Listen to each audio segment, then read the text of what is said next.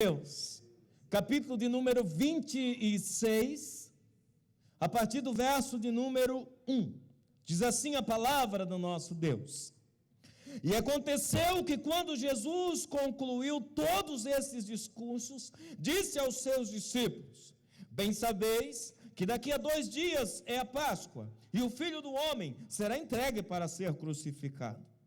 Depois os príncipes dos sacerdotes e os escribas e os anciãos do povo reuniram-se na sala do sumo sacerdote, o qual se chamava Caifás, e consultaram-se mutuamente para prenderem Jesus com dolo e o matarem. Que Deus abençoe a porção da sua palavra. Você pode se assentar.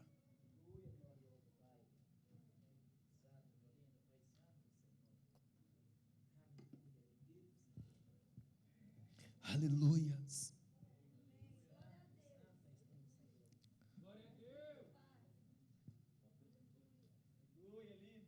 Quando nós lemos esse texto, algumas coisas saltam aos nossos corações.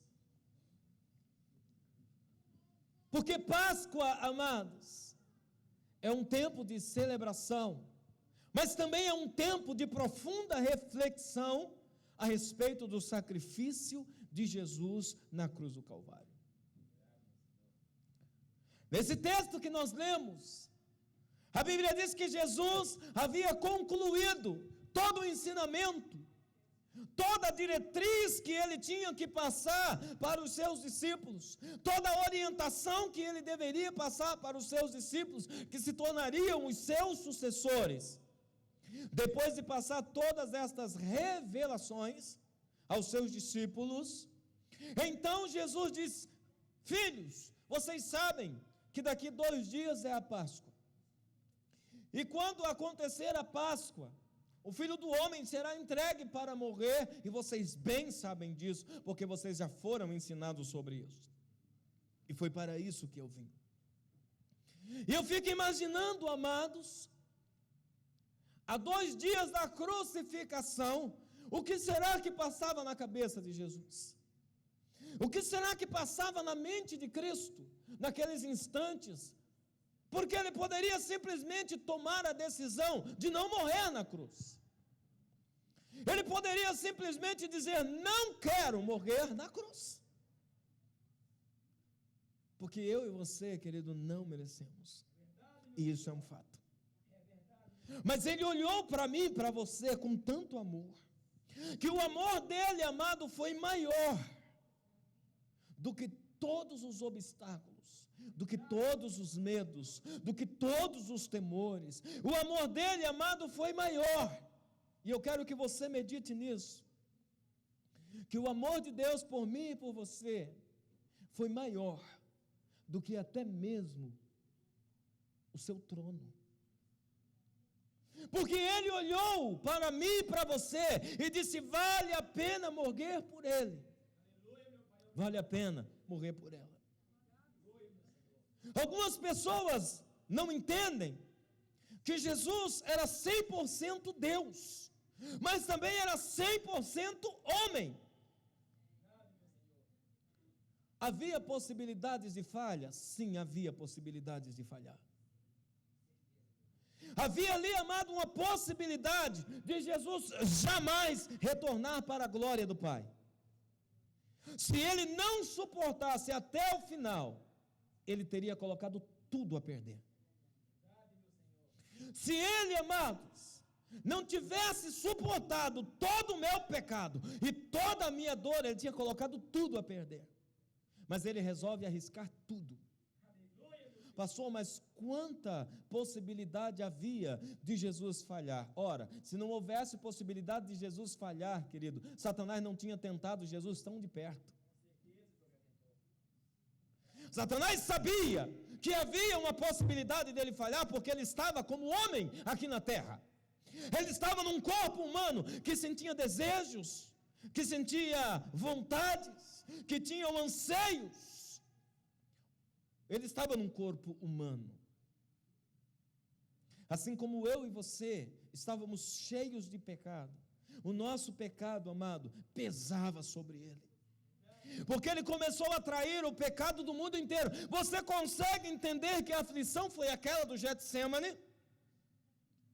Porque em seguida, passado um tempo, ele foi a Betânia no jantar, e depois do jantar, ele foi para o Getsêmani para orar, porque ele já estava aquele peso e aquela angústia estava pesando sobre ele, porque estava mais próximo a hora dele ser crucificado. E então, amado, para que você entenda, é como se Jesus fosse uma grande esponja, sugando toda a impureza do mundo para ele. E a Bíblia diz que ele começou a sentir aflição, quando o pecado da humanidade foi saindo do leste, foi saindo do oeste, do norte, do sul, e vindo para ele, ele começou a sentir aflições terríveis, diz a palavra de Deus. Ele começou a sentir, amado, a aflição e a agonia que o pecado causa em nós. Porque, amado, o pecado causa agonia em nós. Primeiro, quando vem o desejo e você quer rechaçá-lo, e já começa ali uma batalha. Imagina que você entra em batalha espiritual, quando o pecado bate a tua porta, e a Bíblia diz, o teu pecado vem sobre ti, você deve dominar sobre ele. Apóstolo Paulo adverte, o pecado tão de perto nos rodeia, mas sobre ele nós temos que dominar, Hebreus 12. Imagina talvez você não, né? Talvez você já virou anjo, mas eu sinto, e às vezes começa aquela batalha, aquela aflição, sai diabo, sai pecado, sai anseio, sai desejo, sai vontade, e começa aquela batalha espiritual. Agora você imagine isso, somado para toda a humanidade num único corpo, e você vai ter uma breve ideia do que Jesus suportou por mim e por você. Anseios, vontades, desejos, amados, todas as criminalidades, todas as pecaminosidades, estava ali tudo sobre ele. E naquele momento, os discípulos agora estão preparados, porque ele dedicou tempo, ele ficou a sós com eles em oração, ele buscou passar para aqueles discípulos tudo quanto ele poderia passar para um ser humano, autoridade, poder, revelação, tudo, amado, que estava nele, ele transferiu para os seus discípulos, e ele fez uma troca. Ele transferiu tudo que estava nele para nós, e pegou tudo que estava em nós para ele. Uma troca injusta, porque nós não tínhamos nada de bom para dar para ele, ainda não temos. Nós não tínhamos nada de bom para oferecer para ele. E ele, amado, um rei cheio de glória, virtude, poder, unção, graça, revelação, cura. Ele tinha toda a plenitude de Deus nele. E agora ele transferiu tudo isso para a igreja. E a igreja transferiu algo para ele, que diz a palavra do Senhor, que éramos como trapos de imundícia. Os nossos melhores atos eram como trapos de imundícia. Mas ele fez a troca, e ele fez a substituição. Porque através disso, ele obedeceu até a morte. E por causa dessa obediência, tornou possível a salvação dos homens. Eu quero que você entenda nesta manhã, querido, que a tua vida é um sopro. O tempo que nós vamos ficar aqui na terra é passageiro. Nós não sabemos o dia que nós iremos partir.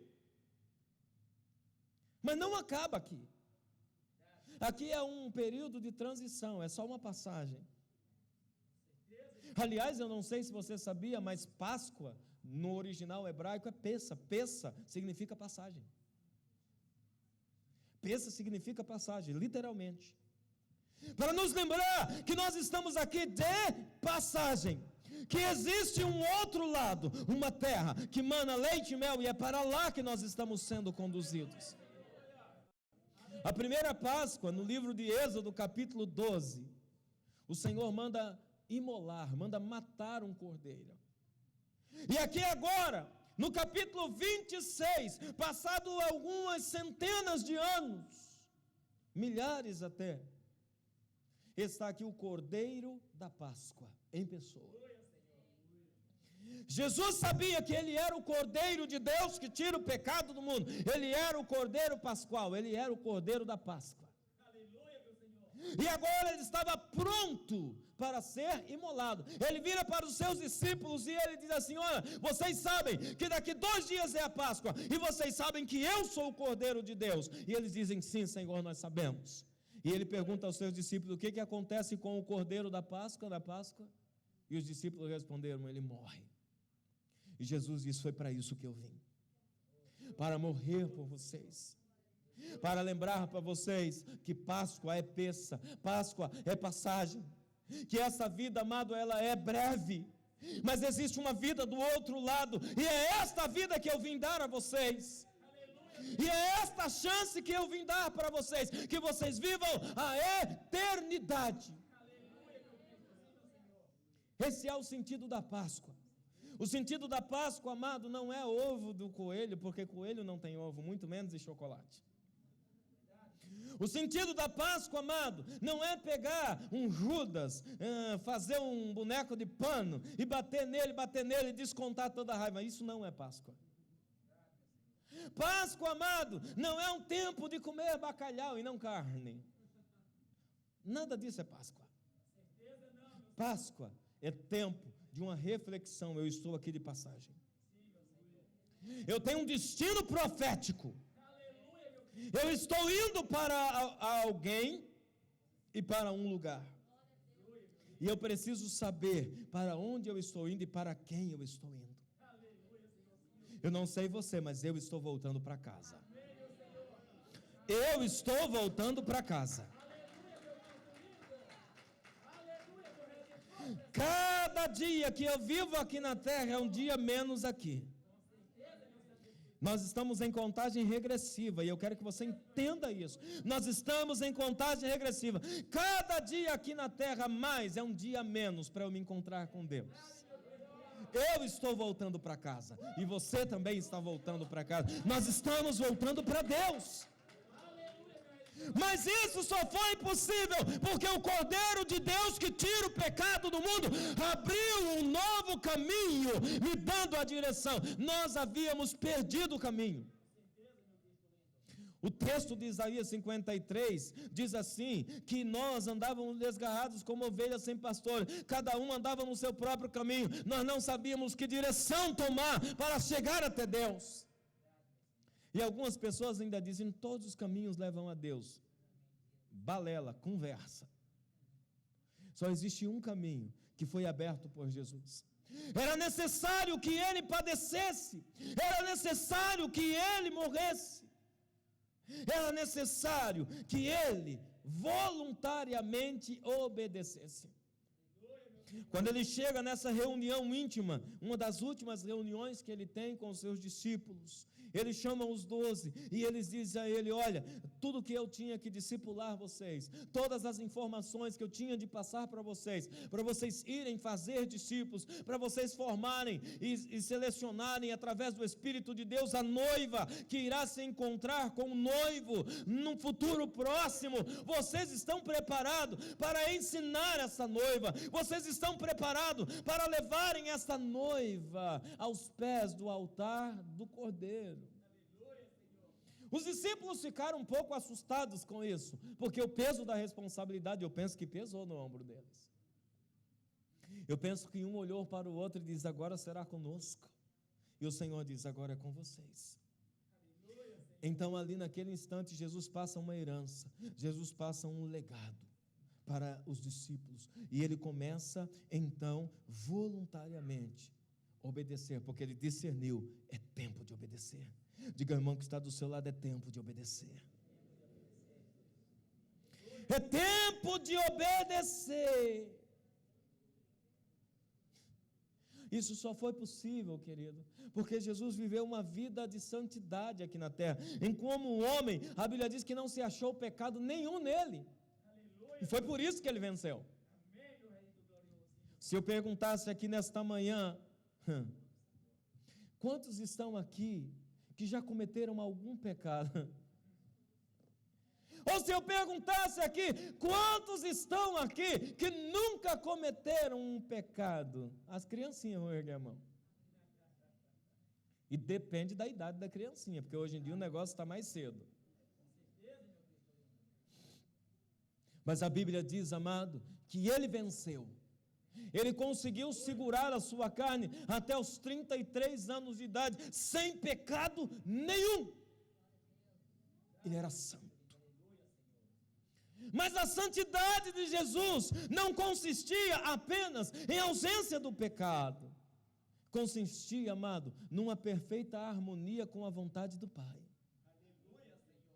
Ele estava ali para morrer por mim e por você, sabia que ia passar dores terríveis, e mesmo assim, Ele quis fazer isso por mim. Que você possa pensar, o que é Páscoa para mim?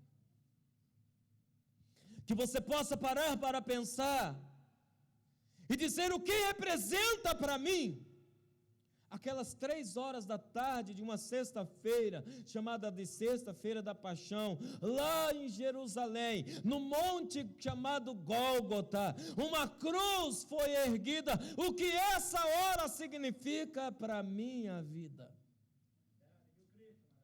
O que isso alterou na minha vida? O que isso fez com a minha vida? Quando eu penso que ele, como o cordeiro mudo, sem abrir a sua boca, e você conhece a história, ele foi, amado, diante daqueles que esbofeteavam. Amados, e o diabo, quando percebeu qual era o plano de Deus, quando Satanás percebe, lá no Getsemane ele já percebe, porque até então Satanás não conseguia entender, por que Jesus vai morrer, o que é o plano da salvação. Mas Satanás começa a entender lá no Getsemane, quando Jesus começa a absorver todo o meu pecado, quando Jesus começa a absorver toda a iniquidade, então Satanás se desespera, e Satanás busca arrancar Jesus da cruz, e Satanás se desespera, e tenta tirá-lo, ou desencorajá-lo, do que ele iria fazer por mim e por você. E as coisas que sucederam, você vai ver que discípulos desesperados tentando salvá-lo das mãos dos que estavam torturando ele, soldados questionando a respeito de que se deviam ou não deviam. De repente, no último instante, Pôncio Pilatos chega e tenta salvá-lo da cruz, porque não encontra culpa nenhuma nele. E ele estava determinado, presta atenção, irmãos, Pilatos estava determinado não crucificar Jesus. Pilatos estava determinado não crucificar Jesus. E Pilatos começa, Pôncio Pilatos, que era um dos chefes, aliás, o chefe que representava o governo romano em Jerusalém, ele tenta de todas as maneiras salvar Jesus, e ele usa a sua força política, e ele está quase conseguindo fazer com que Jesus não morra e com que ele seja solto. Ele faz a primeira tentativa, ele traz o prisioneiro, porque pela Páscoa era costume de dar liberdade para um prisioneiro, escolher entre um dos prisioneiros e dar liberdade. Pôncio Pilatos escolhe Barrabás, que era o pior. Por que ele escolheu o mais bandido que estava na cadeia? Porque ele disse, o povo não vai escolher soltar esse cara. O povo não vai escolher esse cara. O povo vai escolher soltar Jesus. E aí eu salvo Jesus. Mas o povo disse, solta Barrabás. Ele diz, o que eu faço com Jesus? Do tipo, vai para a cadeia. O povo começa a gritar, crucificam, crucificam, crucificam. E tudo isso Jesus não abriu a sua boca. Porque ele sabia o que ele estava fazendo, ali nele estava eu, ali nele estava você, ele estava ali algemado, diante daqueles que esbofeteavam, e mesmo algemado, a Bíblia diz, amado, que eles arrancavam a barba de Jesus na mão, puxando na mão, puxando na mão, arrancavam as barbas de Jesus, puxando na mão, e Jesus calado. E eles diziam: defende aí, mostra poder. E Jesus calado. Pôncio Pilatos ainda não estava satisfeito e começa a agir politicamente, conversa com o sacerdote, com o sumo sacerdote Caifás, e conversa com as pessoas de peso político, e ele está quase conseguindo convencer a não crucificar Jesus, quando sua mulher chega para ele e diz assim: Pilatos, posso te dizer uma coisa? Ele diz: sim, eu tive um sonho esta noite, e no sonho dizia para você não se intrometer, que isso é assunto de Deus. Não se meta nesse assunto.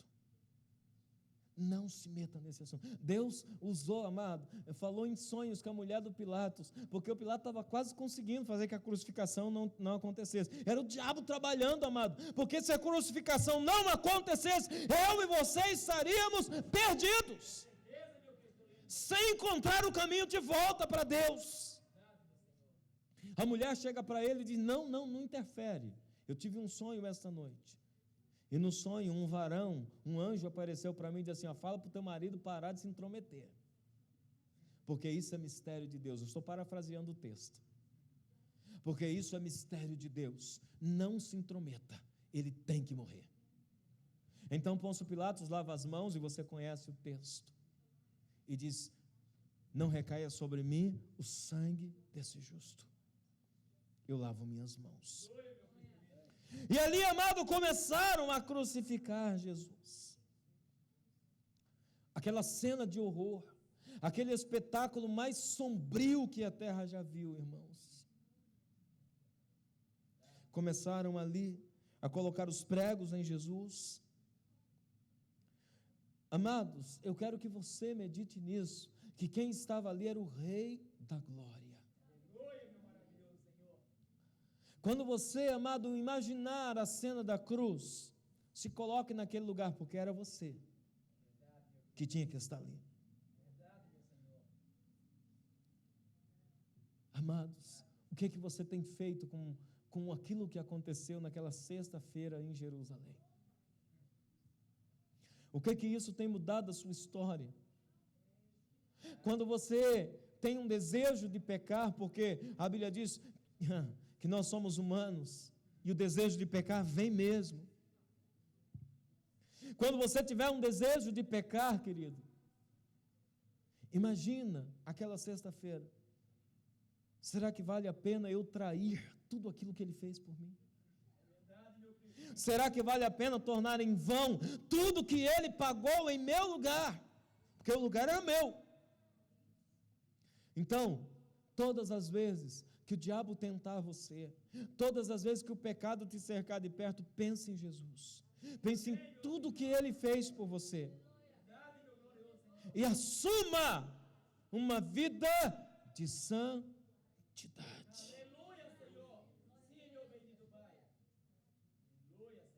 porque você pode, querido, ser santo como ele é santo. Diga isso à pessoa que está do seu lado: você pode ser santo como ele é santo.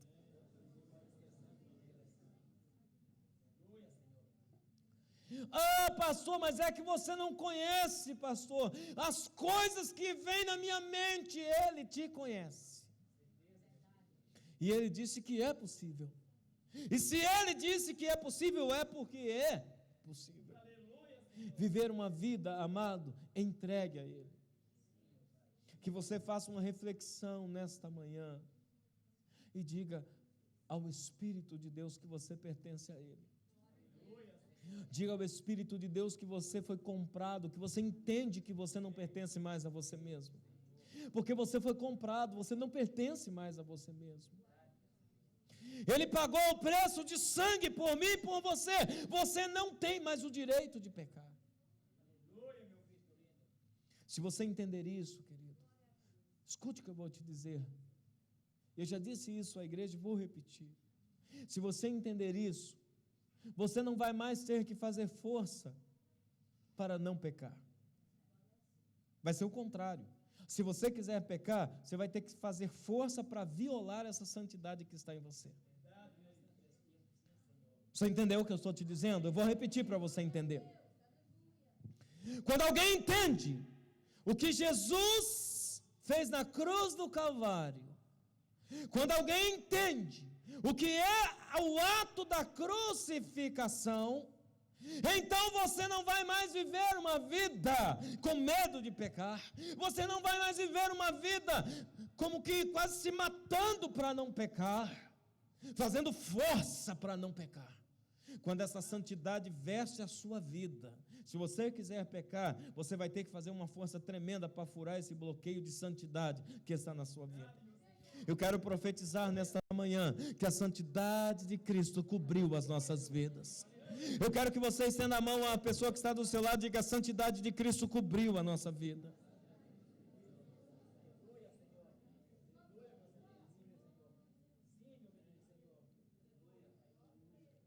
Naquela crucificação, querido, Deus virou as costas. Deus não quis ver o seu filho morrer. E Jesus, amado, naquele instante expirou, diz a palavra. Para o mundo parecia que estava tudo acabado, mas era só o princípio. Aleluia, meu Senhor da glória. Pegaram o meu Jesus, tiraram da cruz, colocaram num sepulcro emprestado, porque ele iria precisar só de 3 dias.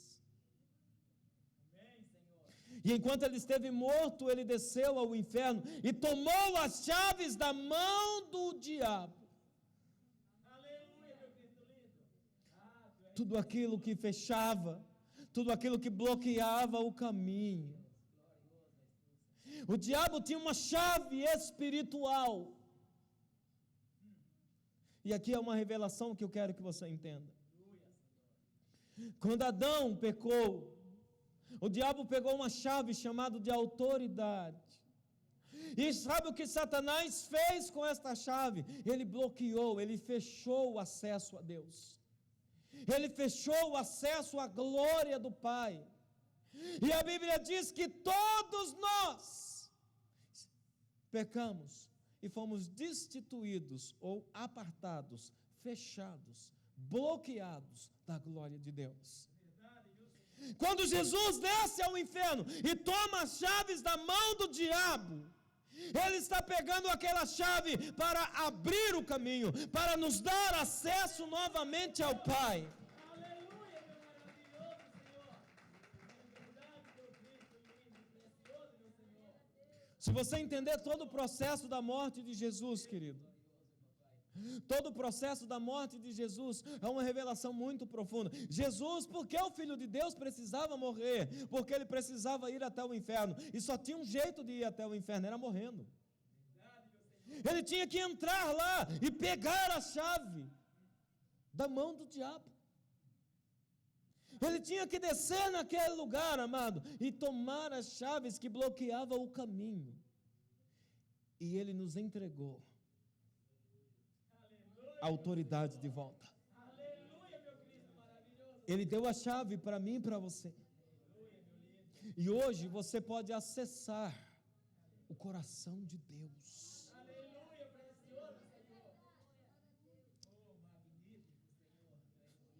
Quando Jesus desce ali ao inferno, amado, os demônios, o diabo, o Satanás, estava ali celebrando: matamos, conseguimos, yes, yes, yes. Mas de repente, a festa é interrompida. Aleluia, meu Senhor. Eu fico imaginando, amados, cada um pensa de um jeito, né? Tem uns que pensam que Jesus entrou, bum, bum, bum, né? E eles assustaram. Olha, pelo jeito que ele entrou no cenáculo depois que ele ressuscitou, eu penso que ele foi de mansinho assim, ó, eles estavam tudo festejando, Jesus se pôs assim, pertinho deles assim.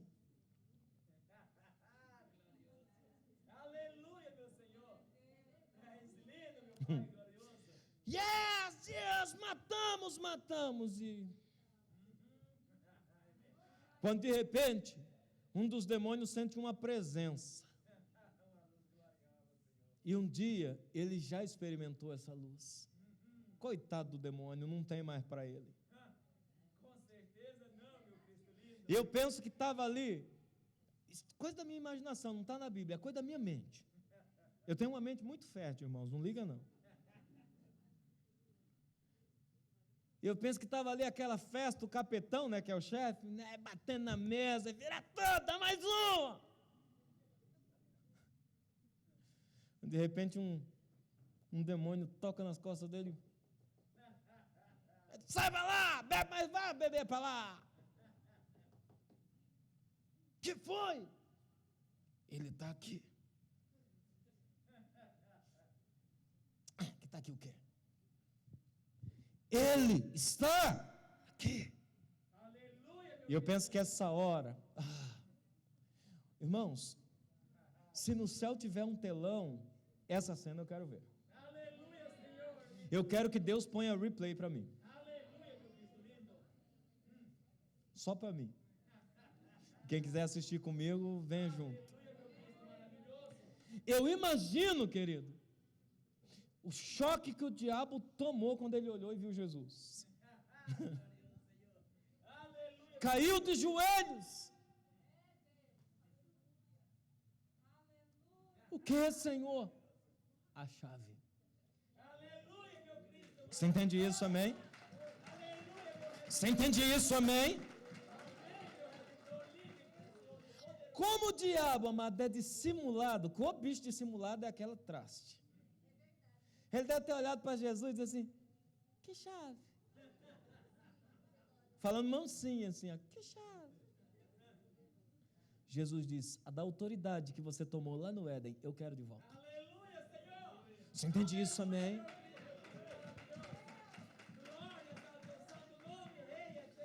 Eu penso que o diabo perguntou, o que você vai fazer com ela? Não é o que eu estou pensando. Jesus disse, yes, é o que você está pensando. Eu vou devolvê-la aos homens. Eu vou devolvê-la aos homens.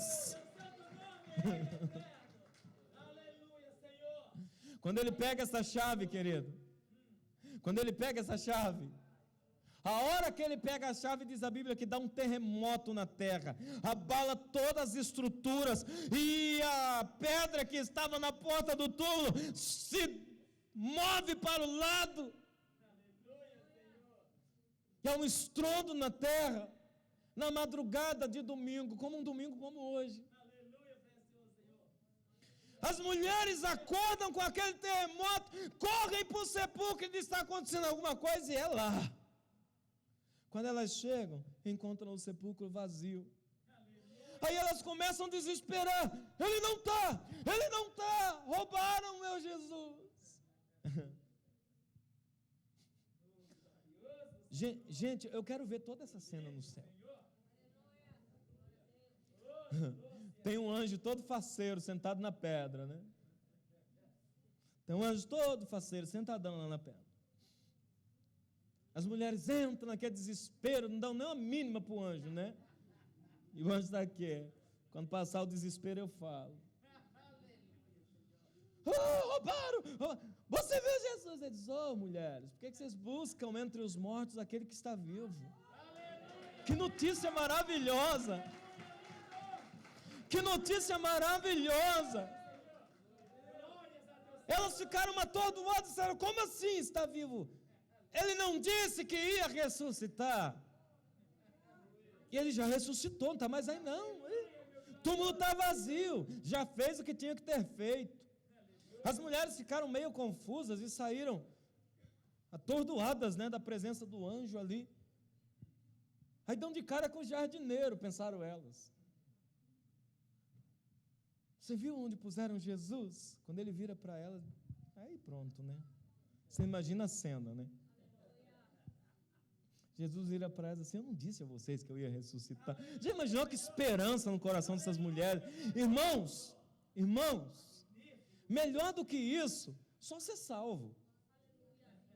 Irmão, melhor do que isso, só a salvação. Porque o privilégio que essas mulheres tiveram de serem as primeiras a encontrar com Jesus. A Bíblia diz que Maria Madalena foi dar um abraço de Jesus e falou, não, pera, não abraço ainda não, que eu não subi para o Pai.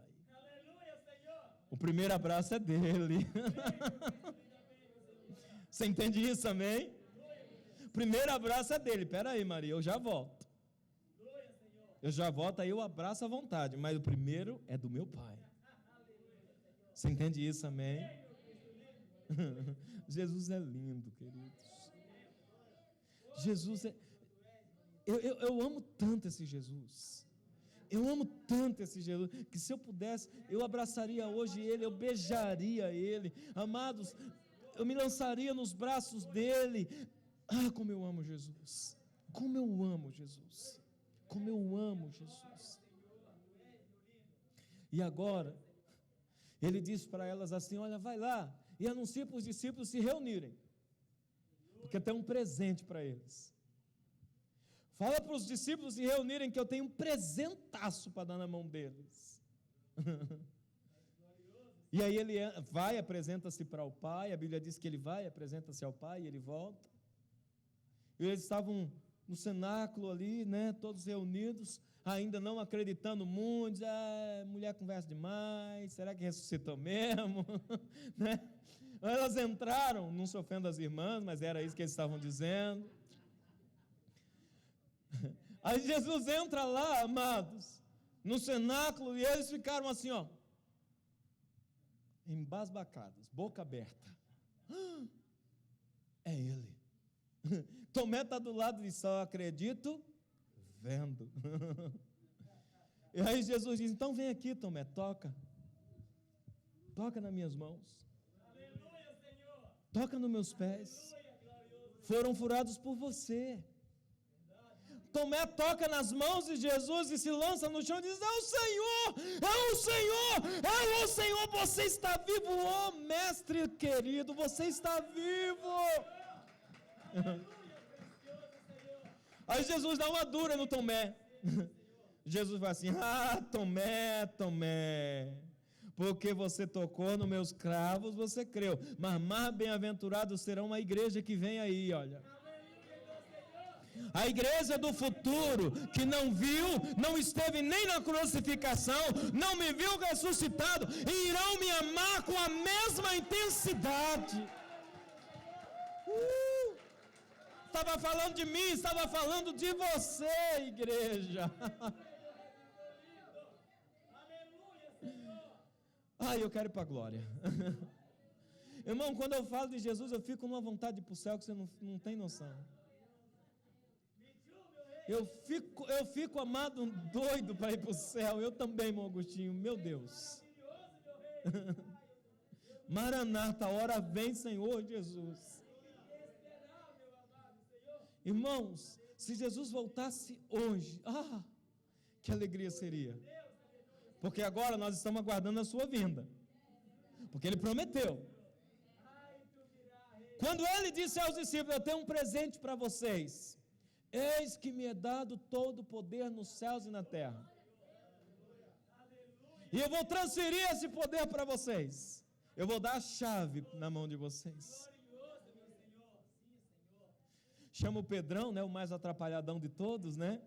O mais turrão de todos, assim: vou entregar a chave na sua mão, distribui. Ide e fazei discípulos. Distribui a chave, distribui a chave, distribui a chave. Irmãos, presta atenção. Fazer discípulo é distribuir a chave. Diga para o irmão que está assim: fazer discípulo é distribuir a chave. É repassar a chave. Fazer discípulo é dizer assim: ei, pega a chave, abre o caminho, tem acesso ao Pai. Você também é um dos tais. Você entende isso, amém? É isso que nós temos. Quando você fala de Jesus, quando você evangeliza, você está repassando a chave. Mas tem gente retendo a chave. Tem gente que recebeu a chave e abriu e diz: só minha. Não, tem que fazer discípulo. Ide fazer discípulo em todas as nações, nos confins da terra. Imporão as mãos sobre os enfermos, curarão, libertarão os cativos, expulsarão os demônios. Até se beber coisa mortífera não te fará dano algum. Esses sinais vão te seguir. E eis que estarei convosco todos os dias até a consumação dos séculos.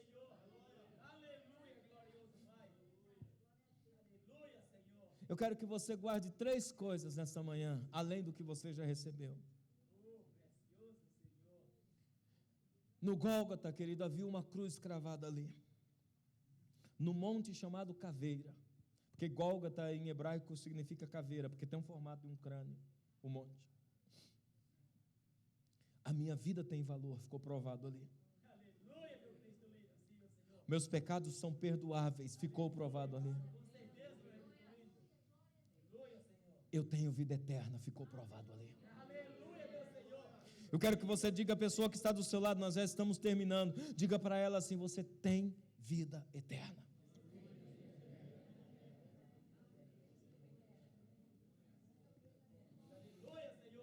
Deixa eu te dizer algo, querido, para nós encerrarmos, e eu quero orar com você. O Ministério do Louvor já pode vir para o altar. Domingo da Páscoa marca o dia da minha volta à essência. Você entendeu isso, amém? O domingo da Páscoa é um símbolo da minha volta à essência, da tua volta à essência para Deus.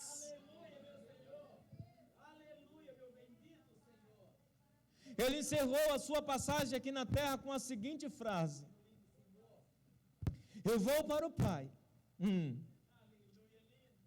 mas eu não vou deixar vocês órfãos, porque eu vou enviar o Consolador, o Espírito da verdade, o Espírito Santo, e eu estarei convosco todos os dias, até a consumação dos séculos. Eu estarei convosco todos os dias, até a consumação dos séculos. Coloque-se de pé no nome de Jesus.